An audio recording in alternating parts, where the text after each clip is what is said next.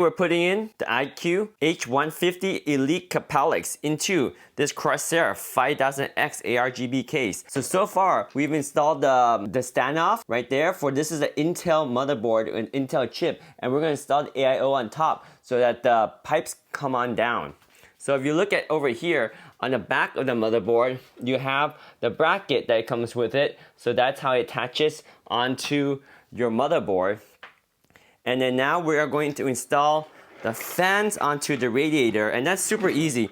All you gotta do is put in 4 screws per fan, and that's how you install the fans. So I'm gonna go ahead and install the fans right now and just tighten these screws in. All right, so now that we have the fans attached to the radiator, we're gonna carefully install this into our computer and make sure we route the wires properly so that we know where to wire them. They will go into the commander hub. So let's run the wires through here. All right, once the wires are ran through, you can see how you can mount the radiator, and you see how there's wires right here. Make sure you run the wires to the motherboard first before you install the radiator, especially if you're going to install the radiator on top like this. So we get the washer and a screw right here, and we're just going to carefully attach it to the top of our computer, and that will hold the radiator up. Just attach all the screws right here to hold up the radiator.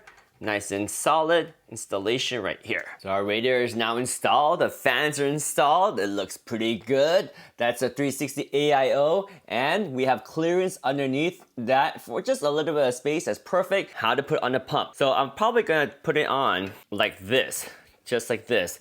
And this one already has the Intel bracket pre-installed. It has a thermal paste also pre-installed, but unfortunately, the thermal paste for me touched my desk and I kind of submerged it. So I'm gonna clean it off and use fresh thermal paste.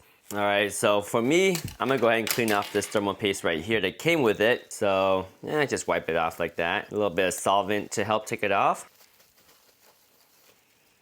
And we'll clean off the CPU too. Nice and clean. Let's get some fresh thermal paste and apply it to the CPU. So there's a thermal paste. I might have put in a little bit too much, but it is what it is. So we're just gonna lay this on top and screw it in. So make sure we got all of our bolts ready for this step. We only wanna do it one time and not have to reseat it. All right, let's put our bolts down. All right, our cooler is now installed, and all we need to do now is wire it up and we should be good to go. Each fan has 2 wires, and then the pump right here, those wires connect to this command unit right here. Not only does this command unit have enough ports for these 3 fans, it has enough ports for another 3 fans that you can control as well. So let's route these wires, and then we'll install our command unit behind our computer. That way we can keep it nice and clean. All right, so here's the back side of our computer. We're gonna route those wires from the pump back here. Here's one wire, and here's the second wire. All right, so we got all of our wires back here now. We can close out this tray, because now we have our back plate installed. That's gonna hold the cooler. This is from the pump. This one obviously goes here. You have a white indicator. There we go, these 2 line up. So simply connect the pump tach cable on the CPU fan. So this one goes to the CPU fan. That is the tach for the CPU fan that connects to the pump. Oh, by the way, boom, look at that nice, awesome logo right there. Corsair. Let's go fan number 3, RGB, right here. This one's the RGB over here. So RGB goes there. And the fan on this side corresponds to fan number 3 right here, fan number 3. So plug in fan number 3. This is number 2. Boom. Fan number 2. All right. Fan number 1. Boom. The RGB hub. There we go. Now, if we want to, we can also connect these fans from the front of our case. So the nice thing about this commander is that this commander node, you can also connect all the other Corsair fans to it. So we might as well use fans 1, 2, and 3, which is 1, 2, and 3 up there. So this one right here is the top fan. So we're gonna grab this one. It says 3. Here's number 2, and here's number 1 right there. That works, okay. And then we have these over here, and we can connect these. Yeah, this one. Yeah, let's go put this one right here. It's the bottom one. All right, let's get this one. Switch these right around here. Okay, I think that's good. Now everything, all our fans controlled by this node. Okay, and then this node just needs some power. Plug that into our power cable right here.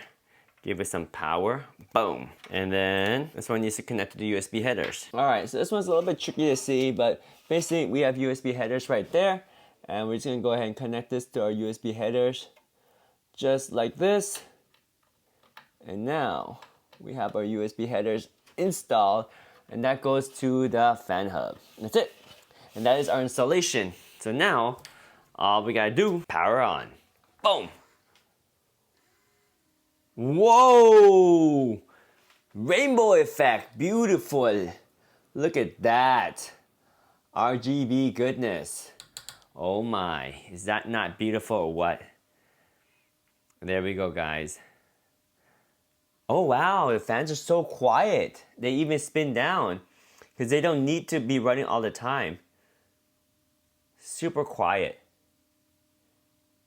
Wow, it's very quiet. Incredible. It's dead quiet. There we go, guys. That is a Corsair Capellix, and we had the H150i right there. And if you want to, you can also swap out the plate to have the white one too. Sweet. There we go, guys. The Capellix is now installed. AIO, done. Oh yeah, Capellix. Let's go.